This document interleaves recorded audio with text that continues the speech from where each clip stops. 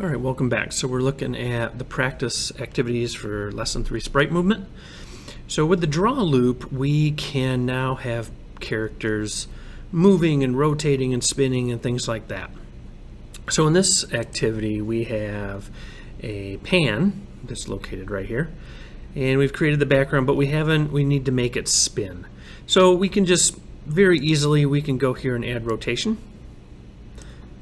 Okay, and then we do want to make sure that we name this. We're going to call this pan. And what we want to do now is we want to change the rotation. So a lot of programming, what ends up, oh, let me remove that.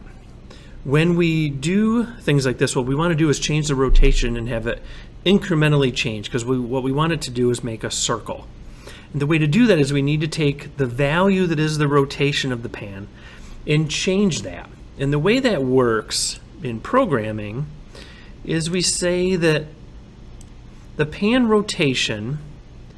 rotation is equal to the current pan dot rotation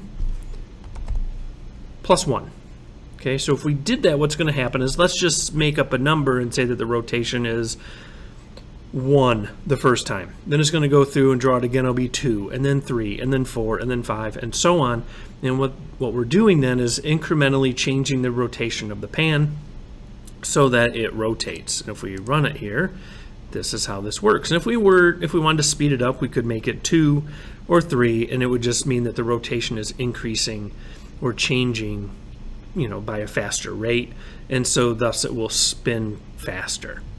Okay, but this is how you change numbers in programming. Basically, the pan dot rotation is going to take the pan dot rotation, and we're going to add 1 to that, so it's going to incrementally change each time the loop runs. All right, hopefully that helps you, and good luck with your coding.